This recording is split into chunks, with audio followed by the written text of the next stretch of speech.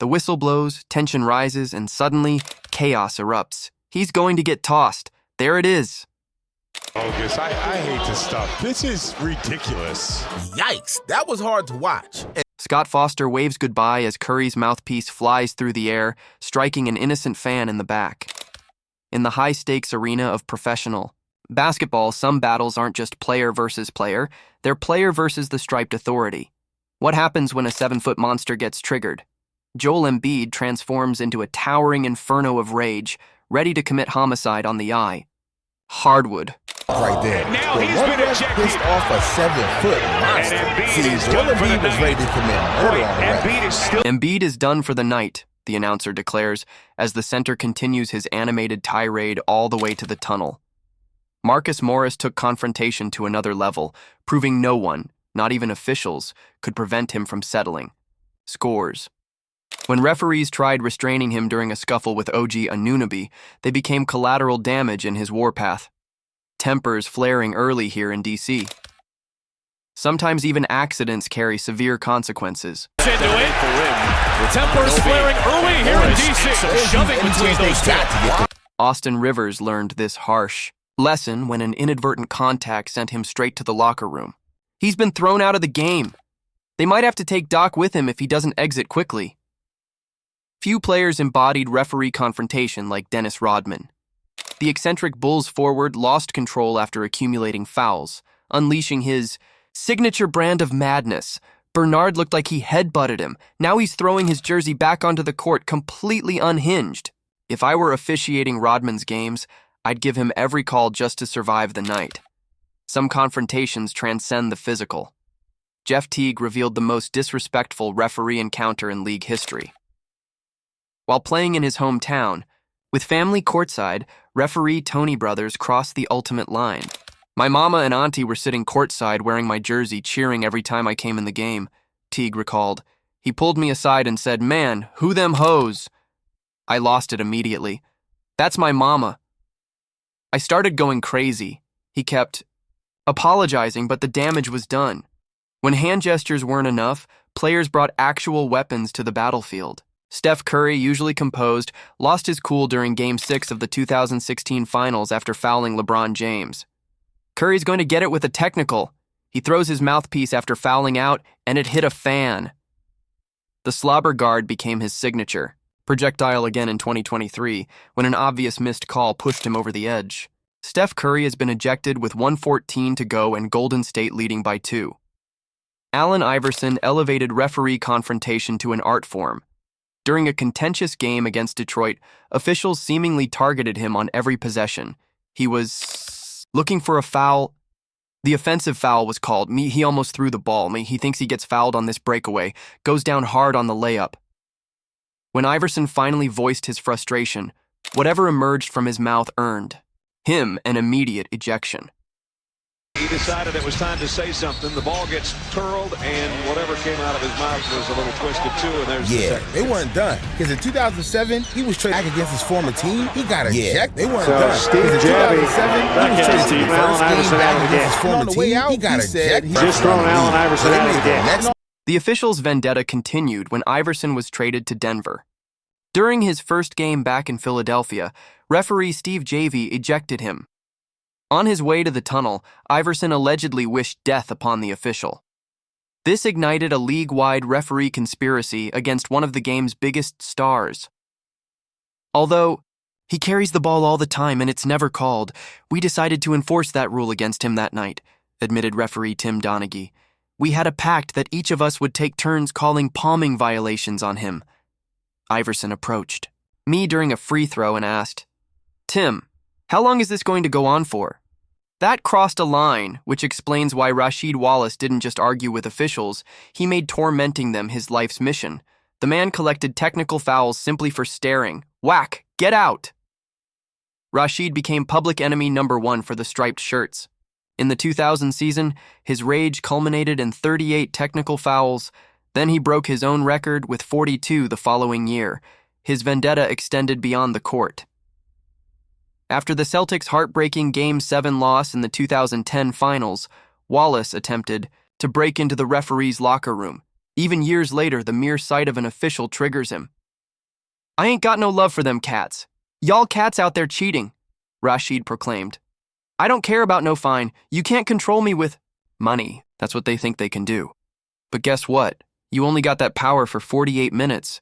What about when we off this court and I see your ass? The Zebras are fortunate Wallace never went nuclear like Nick Van Exel. When referee Ron Gerritsen hit Nick with a technical, Van Exel responded by shoving him across the scorer's table. Van Exel has been suspended for 7 games and fined a record $25,000 for shoving referee Ron Gerritsen in last night's game in Denver. The incident was so egregious that Magic Johnson publicly condemned it, only to commit a similar offense days later against Scott Foster. Technical foul. Now he just bumped the official, and he's gone. Beyond individual incidents, some referee controversies altered the course of NBA history. The 2002 Western Conference Finals between the Lakers and Kings stands as basketball's greatest conspiracy. The Lakers, a dynasty in the making, were on the ropes with Sacramento leading the series 3-2. In Game 6, the refs had one assignment: ensure a Game 7 happened. When you talk about Dick Bavetta in 2002, he openly told many of us that he was the NBA's go-to guy, revealed Tim Donaghy. He was assigned to Game 6s to guarantee they went to Game 7. That was one of the most corrupt games in NBA history. He was the NBA's go-to guy in the history of the NBA. By Giaf, the fourth quarter, both Kings centers had fouled out on questionable calls. Sacramento defenders couldn't breathe near Kobe without hearing whistles. "I'm not sure where any foul is other than Kobe jumping in," the broadcasters questioned, as the Lakers shot an unprecedented 27 free throws in the final quarter alone. Game 7 became the highest-rated non-finals game in history, a suspicious outcome that later prompted even Kobe to acknowledge the officiating bias. Donaghy definitely had money on it, that's a fact, but the Kings also missed 20-something free throws in Game 7. The NBA swept it under the rug, but this conspiracy opened the floodgates to a much darker scandal. Tim Donaghy wasn't just making questionable calls, he was deliberately fixing games for the mob. His connection? Jimmy Batista, a professional gambler with organized crime ties who knew Donaghy from high school. Once approached, Donaghy eagerly joined the scheme, calling games with financial motivation while maintaining plausible deniability. People think I benched Shaquille O'Neal or LeBron James to win bets, but that's not what happened, Donaghy clarified. I selected games based on relationships between referees and players, coaches, and owners. I leveraged information from morning meetings about what would be called that night. The partners developed a code word for their biggest bets, schmaga, and cleared over $225,000 before the FBI uncovered the operation in 2007. Wiretapped conversations implicated Donaghy, revealing years of game manipulation. Worse still, he wasn't operating alone. A former Colombo crime family captain claimed 3 NBA referees in the 1990s were on his personal payroll. Donaghy served 15 months in prison, becoming the biggest disgrace in league history. Yet the most enduring referee vendetta remains unresolved: Chris Paul versus Scott Foster. Their feud traces back to 2008 when CP3's Hornets suffered a humiliating 58-point playoff defeat with Foster officiating. The bad blood intensified when Foster disrespected Paul's young son. Little Chris was playing in the arena tunnel when Scott Foster drove up, honked the horn, and yelled, "Get the FK out of the way," with other expletives, sources revealed. CP3 found out and was justifiably furious. Their relationship became irreparable, resulting in an almost supernatural curse. Chris Paul lost 13 consecutive playoff games officiated by Foster. "I got a tech tonight. Scott Foster at his finest, he never fails," Paul lamented. "Scott's the man they pay to see." The 2018 Western Conference Finals epitomized the curse. Even as Houston missed 27 consecutive three-pointers, Foster's crew ignored blatant fouls that could have changed momentum. "They're in their grill! That should have been a foul on Thompson." After the Rockets squandered a 19-point lead, Paul demanded accountability. "I don't know what else to do. I've met with the league about him before. I just don't know what else to do except keep playing." The vendetta reached its pinnacle during the 2021 NBA Finals. With CP3's Suns rolling, Foster's appearance coincided with a dramatic momentum shift. Before the game, cameras caught Paul pleading with Foster for fair treatment. Instead, Giannis Antetokounmpo exploded for 50 points as the Bucks secured the championship. The boiling point finally arrived in 2023 when Foster ejected Paul after a lengthy argument, prompting Steph Curry to physically restrain CP3 from confronting the official.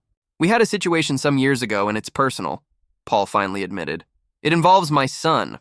I'm okay with a ref talking, but don't use text to get your point across." The statistical disparity is staggering. Paul's teams are 317 with Foster officiating versus 73-56 without him. Something clearly isn't right. "You want to talk about Scott?" Paul teased recently. "I can't right now, but in due time. In due time, we'll have that conversation."